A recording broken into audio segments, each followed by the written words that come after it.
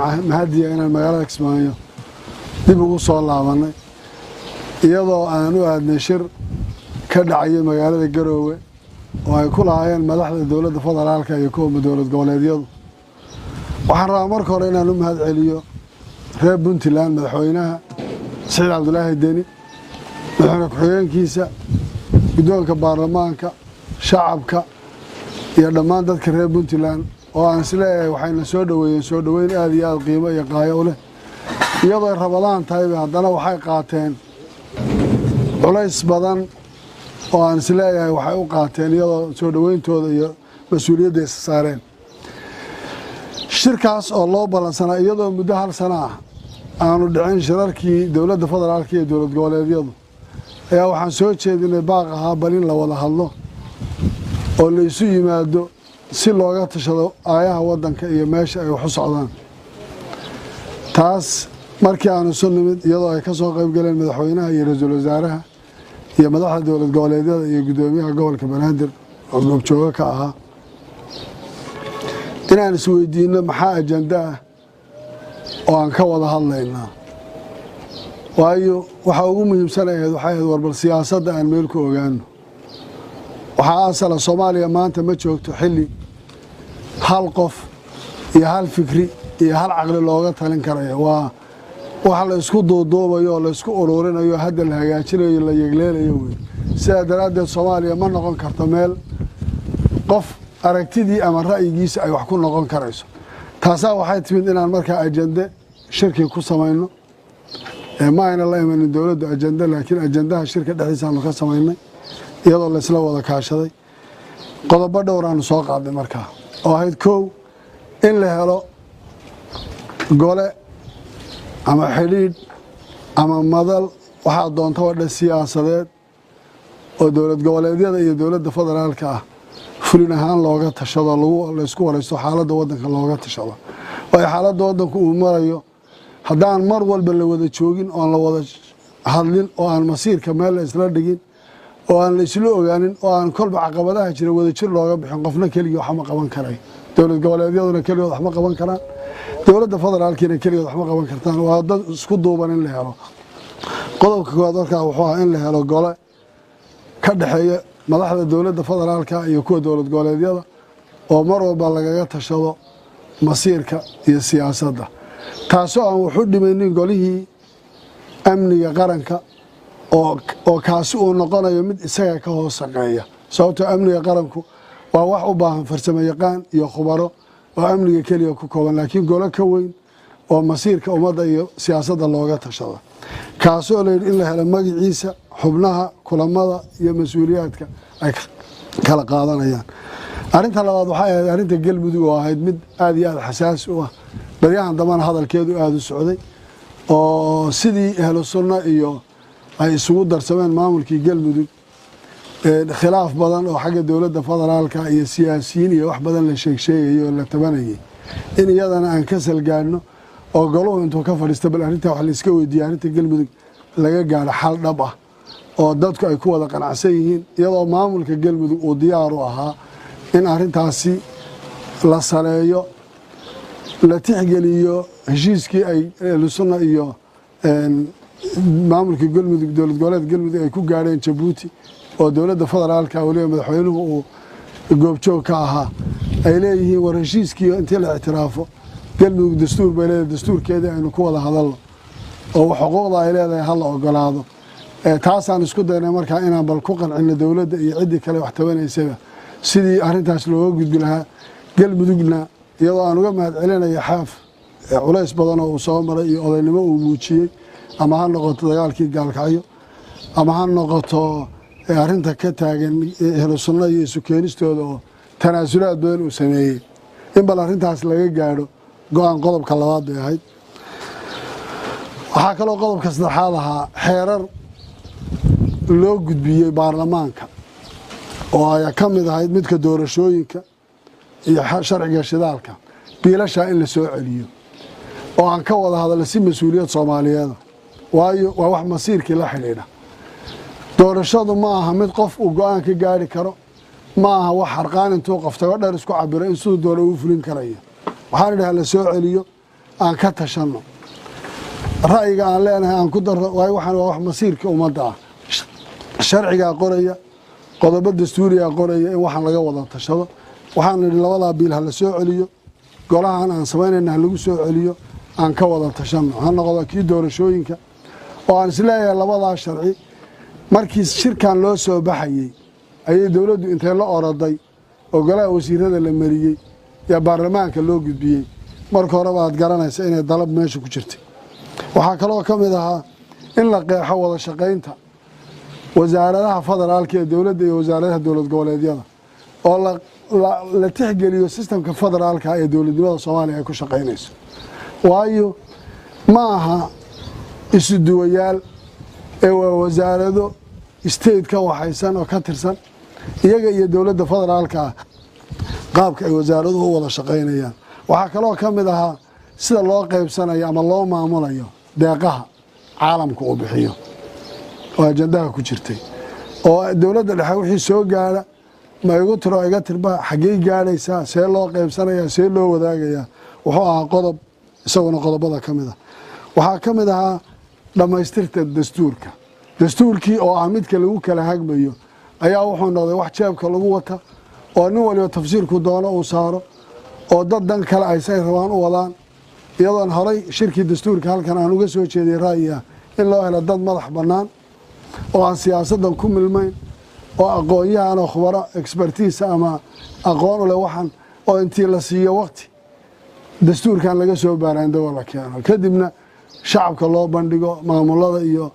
golayaashooda baarlamaanka loo bandhigo mas-uuliyiintu ka doodo kabacdi ay noqoto wax dhaqangala ilaan waxani waa heshiiska shacabka uu ku wada noolaanayo ku wada shaqaynaya haddaan isaga la sixin wax badan baa ka halaabaya qodobka kale wuxuu ahaa maqaamka ay yeelanaysa caasimaddu waxaa in badan la soo celceliyaa caasimadda iyo gobolka banaadir hubaal waxaa ah muqdisho inay tahay caasimaddii jamhuuriyadda federaalka ee soomaaliya asal bay u ahayd haddaan la qeexin caasimadda maqaamkeeda oo si siyaasiya intii looga hadlo heshiis siyaasadeed iyo mid dastuuriya iyo golayaasha iyo kulli aan la marinin waxay mar walba ku jiraysaa mugdigaas dadka reer muqdishona waxaa ka maqnaanaya xuquuq badan oo ay dastuuriyan u leeyihiin maaha inay ku waayaan waa inay helaan xuquuqday leeyihiin waxaa ka mid ahayd markaa in la qeexo oo laga howlgalo caasimaddu maqaamka ay leedahay si ayna ku waayan xuquuqaha dastuuriga ay leeyihiin oo una u noqonin maayarkeedu nin la magacaabo oo markii la doonana la eryayo ee u noqoto maayar la doorto caasimad u taliya xuquuqday leedahay la yaqaano in la qeexo arrintaas waxaa kaloo ka mid ahaa la dagaalanka argagixisada oo ah qodob la iska iloobay oo dowladda soomaaliya aad mooda inay meel iska dhigtay sababtaa waxyaalahaan golihii amniga qaranka aada uga cagataallaynaya waxaa ka mid ahaa inayna jirin wixii amnigii laga wada shaqaynaya dowladda soomaaliya inay gabtay oo maanta dagaalka ay tahay qof walba adiga iyo ciddaad la dagaalamaysa adiga ku jirtaay orod meeshaa doonta ka soo dhac oo taas ay noqotay mid aan meel la u jiri karayn waxaa kaloo ka mid ahaa qodob ahaa wadaxaajoodkii somalilan waxaa ku xidhan dhammaystirka dastuurka waxaa ku xidhan haykalka iyo mustaqbalka soomaaliya ay yeelanayso ma aha in somalilanna la yidhaahdo waan isku ciqaabanahay meel oma soconaysaan sidanaan nahay annana aan idhaahna dastuurkiiyo waxaanaa ku xidhan wax ka hadlaana uuna jirin wax isweydiiyaa uuna jirin wadahadal furan uuna jirin waa la soo qaadaa warqad buu ku qoran yahay bas warqaddaa wax dhaafsisan ma aha arrinta somalilan waxay u baahan tahay in si dhaba looga wada hadlo dad aqoon u leh lexjalaalaah garanaya waxan taariikhda la socda inay inta u fadhiistaan arrintaa wadahadal ka galaan waan hubaa soomaali way isu baahan tahay adduunkii kaleaba isku soo dardarsanaya hadda oo yurub oo dhan baa warta hal dowlad inay noqoto markaa soomaali waan garan karaynaa baahida iyadu isu qabtiya waxay tahay laakiin inay iyaguna xuquuqahoodii lagu waayo ishaysadkuna u dhibaato keeno oo wax dhibkeeda iskale taa markaa waxaa ka mid ahaa in la qeexo oo laga howlgalo si ficliga looga howlgalo arrinta wadahadalka somalilan waxaa nasiib darro ah madaxdii dowladda federaalka ahayd uma ayna soo diyaargaroobinin umana ayna soo xiiranin waxa laga hadlayo iyo waddanka meesha uu joogo iyo talada loo baahan yahay waxaa laga hadlayaa waddanku sidan uu ku soconayey waa waqti ugu horeeyay hadda sida la arko dowladnimadu hadda bilow tahay Mareykan baa xaaladda laga soo maray waxaan jirin oo noocaas waqti oo dhan lagu luminay inaan ajandayaashiisa la qiro dowladdu wuxuu madaxweynuhu carabka ku dhufanayay haddii la yiraahdo hal isu yimaado iyadoo waliba aanu fiirinayna beelaha oo ra'iisul wasaare ku-xigeenka kale iyo ay ku soo biirayeen haddii aan ka hadalno la yiraahdo hal la sameeyo golo lagu wada tashado baarlamaanka diidaya haddii la yiraahdo doorashada laga hadlo baarlamaanka diidaya oo baarlamaanku isagii waa xildhibaanna shalay go'aan siyaasadeed baa lagu gaaray doorashadii 2016 u dhacaysay baarlamaanka wax loo dhimayaa waayo waxaan ka hadlaynaa waa masiir qofkan xildhibaanka isaga laftirkiisa tahay in la sheego loo qeexo political agreement waxa dastuurku qoraya in loo hoggaansamo waxa ku adkaatay dawladdu inay aqoonsato dhibaatadan taagan ee laga hadlaya waxa ay tahay kaliya waxay u qaateen shirarka la isugu imanayo wax rabar istaama oo beesha caalamka loo sheegay waan shirnay iyo waxaasaan isla gaarnay waxaan aad iyo aad waxaysan uga hadlaynay war arrintan waa masiiri doorashada laga hadlayo oo tan shidaalku waa masiirka ummadda la xidhiidha oo arrintan doorashooyinku waxay u baahan tahay madaxda dowlad goboleedyada iyo dadka kale axsaabta siyaasiyiinta mas'uuliyiintooda dadka hogaaminta Soomaaliya iskale dad badan bay u baahan tahay inay arrintan tala ka gaaraan oo ay ka tashadaan oo go'aan cad la iska weydiiyo oo wadanku meesha u socdo maanta dad badan ba stakeholders oo talada wadanka wax ku leh in kulligood loo wada cadeeyo ay ka wada hadlaan laga tashado wax la iska weydiiyo laakiin wax laba saddex qof inta isu sheegto hebel iyo hebel iyo hebel ma doonayo haddana magaca tiriyo waxaan afar qof ka badnayn baa laga hadlayaa hebel la weydiiyo hebel la weydiiyo waa nasiib darro waxaan nasiib darro inaan garanaynin qofka wadanka cidda xukunta iyo cidda mas'uulka ka oo kii ugu sareeyay marka la fashto uu leeyahay talaan dib ugu noqonayaa iyo waayo marka isteediyadii madaxda dowlad goboleedyada iyo madaxweynihii jamhuuriyadda federaalka iyo ra'iisul wasaarihi intii la fadhiistay la leeyahay cid kale tala lagu celinaya baarlamaanku waa la yaqaanaa kanaalo sharci uu leeyahay dariiq sharci oo loo mariyo leeyahay qodobadan markaan kala hadalnay la soo celiyo waxa la yiri baarlamaanka la hadlaynaa commentigiina ka bixiya oo ku dara maxaldabaanana anagu commentiga aanu ku leenahay maxay tahay billaah calaykum ma commentiga aanu ku leenahay baarlamaan shaxeer yaala inaan intaan u qoran idhaahno aniga waxaa ila quman sidaa iyo sidaas wixii aanu sharciga u lahayn heshiiska siyaasadeed ahaba waxaa kulligii la doonayaa in laga dhigo commenti iyo ciyaar laga dhigo yani waa wax aad iyo aad looga waxayso waxaan oran karaa shirkaas aan shantii bisha iyo ilaa hadda fadhinay wuxuu ku soo dhamaaday si natiijo la'aan oo nin waliba iskii uu soo baxay oo wax la isku afgartay ayna jirin oo wax lagu ballamay ayna jirin oo xataa aan isku soo noqon aan lahayn waayo mas'uuliyiinta maanta qaranka hogaaminaysa waxaa deeqday waxay iyagu isu sheegaan talada wadankeena waxba ka ogeyn cid bayna waxba weydiinaynin waxaana laga hadlaya waxaan maqlayay dacayada dhinac kale ka wadaan oo la leeyahay Jubbaland iyo Galmudug oo extension doonaya sanad in loogu daro war imisa goor baanu ka hadalnay doorashada Jubbaland ka marra yaanu sheegnay guddi baa la qabtay iyaga sharci gacanta uu ku haya waa la sameeynaya one day laguma darayo dawladdu harqaanka ay tagtay dharka uu ku cabiranayo madaxweynuhu baa waxay tahay inay intay doorasho dhici weydo ka bacdi la extension loo sameeyo waxaan rabnaa inaan cadeyno Soomaaliya xaraan inay ka tahay muddo lagu darsado wixii technical farsamada ay u keento waa wax sida la isu weydiin karo laakiin inaan extension dawladda xana laga ogolayn state-na laga ogolayn doorasho walba la rabo sideeda inay ku dhacdo qaabka maanta ay dawladda federaalka mas'uuliyiinteedu u dhaqmayaan ay tahay mid ay rabaan inay yiraahdaan waa la fulin waayo waxba jiitamay waa lagu daray oo danta keenaysa in lagu daro ma aha sidaas waxaan rabaa markaa inaan idiin sheego arrintaasi waxay ku soo dhamaatay guul darro waxaana sabab ah dawladda dhexe oo aan innaba wax xil ka saarayn wadanku meeshuu marayo xaaladdu siday tahay taas ayaan darro iyo nasiib darro waxa kale rabaa inaan ku daro Jubbaland maalintii hore Nairobi ka imanayay baan sheegay dhibaato badan baa dawladda federaalka kaga soo socota waxay ku tala galeen wadankaas inuu dib u noqdo fowdo dib ugu noqdo dagaal sukeeyo ka dhaw waxaan leeyahay Jubbaland Jubbaland idinkaa degan ilaahay idinku abuuray idinkaa iskale amnigu idinku danidii yahay amnigiina ka shaqeeya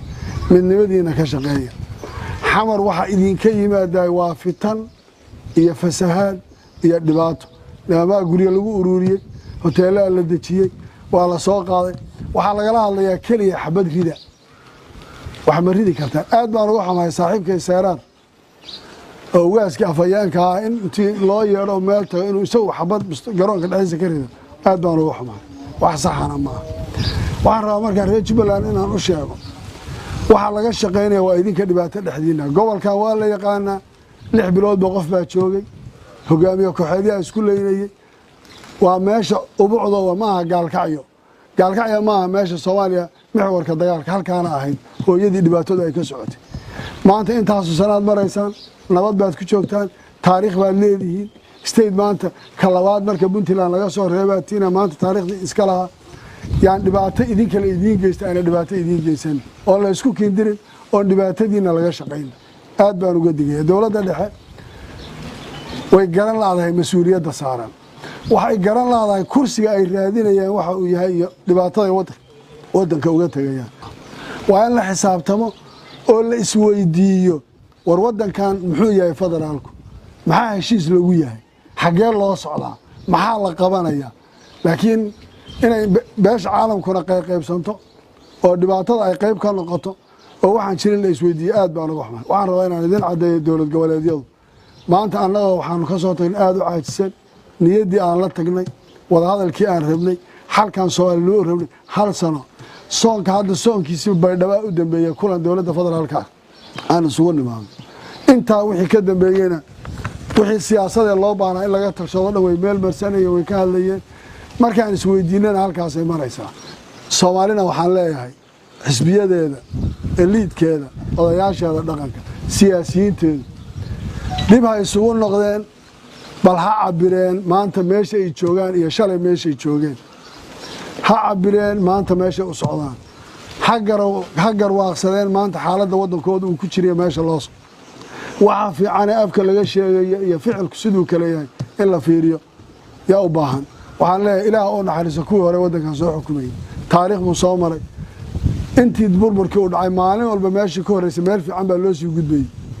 laakiin waxaad moodaa hadda dib loo noqonayo waxaan leeyahay ummadda Soomaaliyeed ee tashada cid idin maqani ma jirto dawladdan iyo meesha ku socotana lama yaqaan siyaasaduna in dhalaan ma aad baad u mahadsantahay wabillahi tawfiiq wasalaam alaykum DMI